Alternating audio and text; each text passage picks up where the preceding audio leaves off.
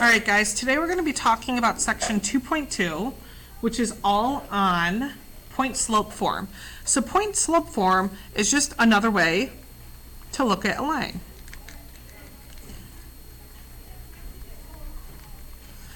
Okay, so far we've learned slope-intercept form, which is y is equal to mx plus b, but a lot of people actually think this point-slope form is easier. Okay, it's easier to work with sometimes. So when you look at this, we have y minus y1 is equal to m parentheses x minus x1. Go ahead and put a star by that because you're going to have to memorize that. What does the m represent? Well, the m in this represents the slope again, right? We talked about slope in the previous video. The y1 represents the y-coordinate, and the x represents the x-coordinate of a point. Okay, so watch this. A line goes through 2, 3, has a slope of 8. Well, I know my slope is m, and in an ordered pair, that first number is always my x, and that's my y. So if I were to put this in point-slope form, we're going to have y minus y1 equals m x minus x1. So when you plug this in, you're going to have y minus 3 is equal to my slope of 8. Notice I got the 3 from my point. Okay, y minus 3 is equal to my slope x minus x1. Well, my x1 is 2. Guess what? I'm done. All right, let's go and try this one. A line goes through 5, 6, and 6, 7. So for this one, you're going to have to find your slope. They don't give it to you. And you know slope is equal to y2 minus y1 over x2 minus x1.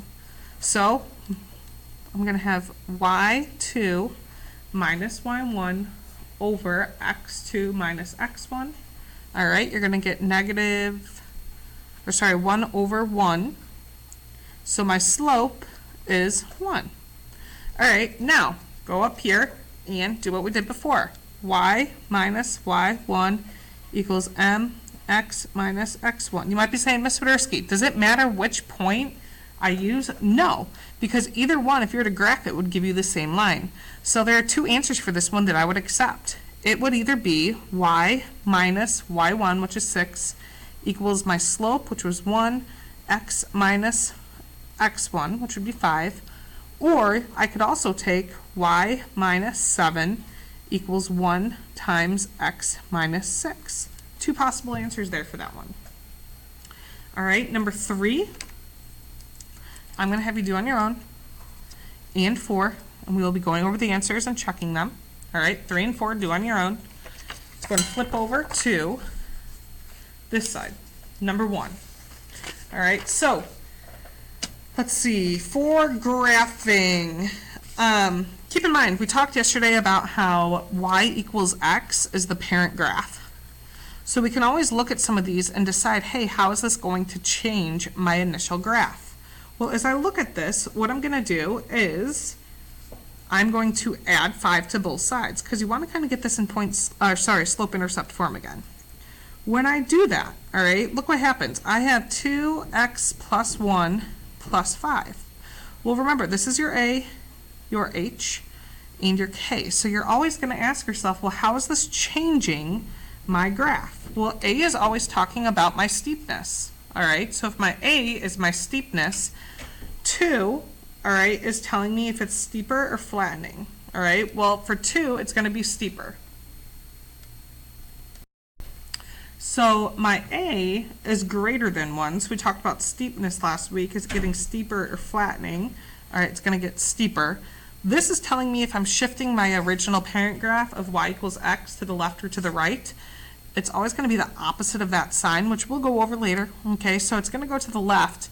And this k tells me if my graph is going up or down. Well, it's going to go up 5, right? So when I go through, there are a few things you can do. You can go ahead and you can put this into slope-intercept form, right? So you know it would be 2x plus 2 plus 5, so you get 2x plus 7, right? Well, you know that your b would be 7, 5, 6, 7. All right, my graph is going up 2 over 1 or down 2 to the left 1, down 2 to the left 1, down 2 to the left 1. That is what I would do because I am very familiar with slope-intercept form. I feel like that's something that was drilled into me in high school, is that slope-intercept form. Now, there's something else that you can do in here, guys. What you can do is you could look at this right here, okay? And some people like to look at this and say, okay, well, I know my slope is going to be 2, okay? And if you remember, right, because of point-slope form, when I look at this, what would my x and y values be? Well, you know this is your y, right? And you know that your x is going to be this 1. So it's actually the opposite, because if you look back in our notes, oh man, right, we're doing the opposite of y1. We're doing the opposite of x1. So the opposite here of 2 gave me that -2. The opposite of 3 gave me that -3. So we're using the opposites. Well, what that means is this right here, if that's the opposite of my y value will be 5, and my x will be -1.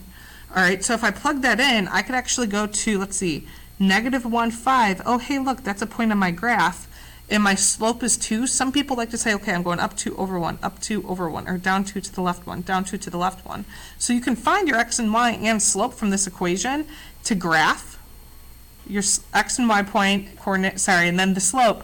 Or you could just use the distributive property to go solve and put in slope-intercept form. Those are two different ways to be able to graph that point, okay? So looking at this next one here, number 2. For number 2, right, I'm going to go ahead and I am going to find my x and y values. Well, my x is going to be the opposite of this. So my x is going to be, sorry, not 3, positive 7 and -3 for my, for my coordinate. And my slope is actually going to be -1/4. So when I go in, that means I can go over to 7, 5, 6, 7, down 3, 1, 2, 3, and make a point there. All right. So I can go down 1 over 4, which is off the graph. So I'm going to go up 1 to the left 4. Right? Up 1 to the left 4. Up 1 to the left 4. And here is my line. Ms. Swiderski, how'd you do that? Well, remember, I'm looking at my y value and my x value, and it's the opposite because of the formula we're using. All right? My slope is always this number right here. Right, now Ms. Swiderski, could I go in and distribute and then subtract 3 on both sides, and could I get my slope of the line? Absolutely. This is just another way to look at it. Right? All right, down below. At Crazy Al's Rentals, it costs $32.50 per hour, plus that initial fee to rent four-wheelers. Mrs. Weber, being the daredevil that she is, rented a four-wheeler for 7 hours and paid a total of $253. All right, then it says here that at this rate, how much would it cost Miss Demich to rent a four-wheeler for 11 hours? Well, when you are looking for this, our goal is to find that initial fee, because we can easily add on that 11 hours and the per hour. This is our unit rate, okay? So as I go in, I know y minus y1 equals mx minus x1. Ms. Swiderski, could I use slope-intercept form for this too? Absolutely, but we want you to start thinking about other ways to think about this, okay? So as I'm thinking about it, I know my x value will be $32.50. Okay, it was $32.50 per hour. She paid $253, right? Sorry, lied. For 7 hours, she paid $253. Okay, and so then that means for 11 hours, we're trying to solve for this variable here. All right, so when I go in, I could plug this all into my equation, and it would be y minus, if I use this point here, 253 is equal to, well, my slope is the unit rate. We know that's going to be $32.50 because it says per hour. All right, so $32.50 times x minus 7. Now, here comes my handy dandy calculator. Help yourself out on this, right? So if I do $32.50 times 7, whoop, $32.50 times 7 gives me 227.5, right? I'm going to plug in all my other points and set that equal to y minus 253. Okay, I'm going to add 253 on both sides. And let's see what we get. So you have y minus 253 is equal to 32.5x minus that 227.5.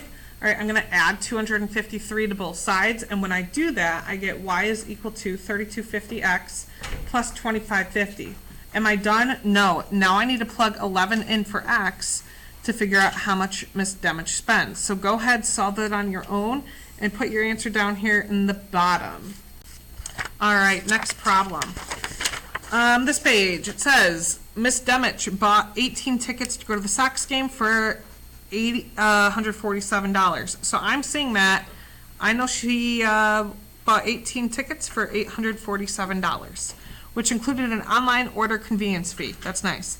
The Sox lost the game, not surprised, Cubs would win, duh. So she decided she needed to go to another game. This time she bought 31 tickets for $1,445, which included that same online order convenience fee.